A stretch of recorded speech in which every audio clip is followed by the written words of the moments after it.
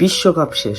So আপনি আজকে আমার ভিডিওটা দেখতেছেন মানে এই আপনাদের জন্যই কিন্তু ফুটবলটা বেঁচে আছে, কজ সিজনাল ফ্যান্সরা তো আবার 4 বছর পর তাদের সাথে দেখা হবে। ওকে, মজা বাদ দিই। সো বিশ্বকাপ শেষ, ক্লাব ফুটবল শুরু হয়ে গেছে।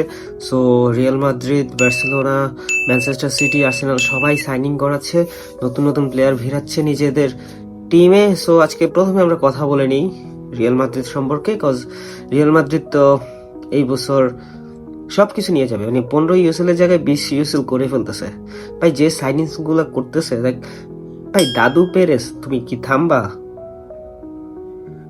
Literally Dumfries, Cucurella, Bernardo Silva, মানে লাইক কোনাটে, এখন রদ্রির সাথে লিঙ্ক আপ, ডিয়ামন্ডের সাথে লিঙ্ক আপ। ডিয়ামন্ডের ডিলটা হয়ে যাচ্ছে, মানে ধরে নেওয়া যাচ্ছে 100 মিলিয়নের বিট করছে, লাইপজিগ সেটা রিজেক্টও করছে, but according to David Ornstein, Fabrizio Romano, বিভিন্ন সোর্স থেকে, বাট যতটুক বোঝা যাচ্ছে যে ডিলটা কনফার্ম হয়ে যাচ্ছে। অ্যান্ড আসতেছে রদ্রি। এখন আপনি রিয়াল মাদ্রিদের মানে যদি লাইন আপ সম্পর্কে চিন্তা করেন বা তাদের খেলার স্ট্রাকচার সম্পর্কে চিন্তা করেন, তাহলে রদ্রির মতো প্লেয়ার একমাত্র রিয়াল মাদ্রিদের প্রয়োজন, যেটা আপনি দুইয়ের মাকালালা থেকে শুরু করেন আর টনি ক্রুজের রিপ্লেসমেন্ট যদি বলেন, এই দুইজন প্লেয়ারের রিপ্লেসমেন্ট হিসেবে রদ্রি একমাত্র সুইটেবল ওই পজিশনে। এখন এখন রিয়াল মাদ্রিদের যদি রদ্রি আসে, তখন তাহলে টিম কম্বিনেশনটা কেমন হতে পারে?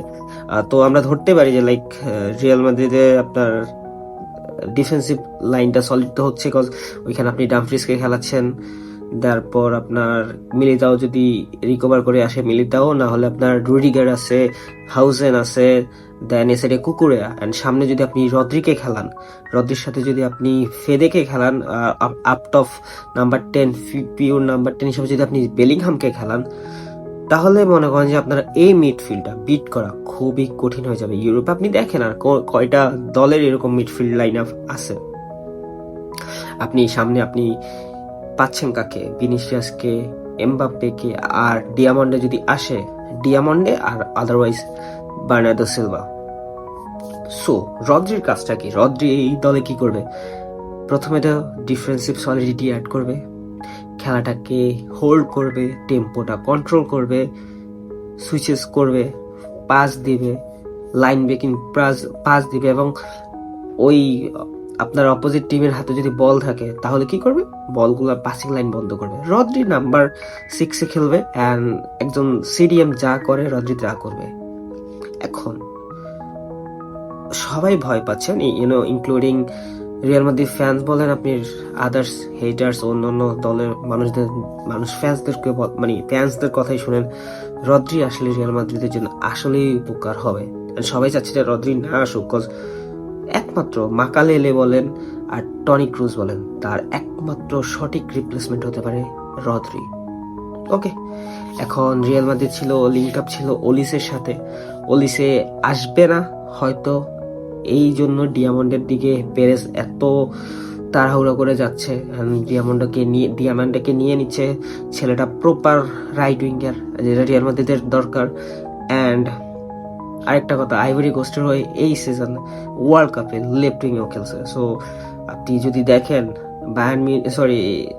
আপনার বুন্দেসলিগাতে ওর ওয়ার্ক রেট জোস, 12টা গোল, 9টা অ্যাসিস্ট, খুব সম্ভবত ভুল না হলে। আপনি যে লিগে কেইন, ওলিসে, আপনার দিয়াসরা খেলে, আর ওই জায়গায় ওই লিগে এত ম্যাসিভ একটা পারফরমেন্স দিয়ে আসা, এটা রিয়াল মাদ্রিদের জন্য সবচেয়ে বড় বোনাস। অ্যান্ড সবচেয়ে বড় কথা, ও মাত্র 19 বছর। অ্যান্ড এই সবগুলোর মাঝখানে আপনি একটা মানুষকে অ্যাড করেন, জোসে মরিনো, তাহলে বুঝে নেন কি হতে পারে, কি হচ্ছে। সো জোসে মরিনো যদি তার ট্যাকটিক্যাল ওয়াইজ তার টিম স্ট্রাকচার ঠিক করে ফেলতে পারে, রদ্রি যদি ঠিক প্রপার টাইমে আসতে পারে, বিকজ রদ্রির একটা ইনজুরি আছে, ব্যাক পেন এসেছে, সার্জারি হবে, সার্জারি হলে এরকম 4 থেকে 5 মাস হয়তো মাসের বাইরে থাকবে, কিন্তু রদ্রি আসবে। সবকিছু যদি আপনার একটা সুতায় বাঁধা যায়, তাহলে আসলেই ইউরোপ রেডি না। রিয়াল মাদ্রিদ 2 বছর ট্রফিলেস থাকার পরেও সেরা কামব্যাক করবে হয়তো। তো আপনাদের কি মতামত কমেন্ট করে জানান।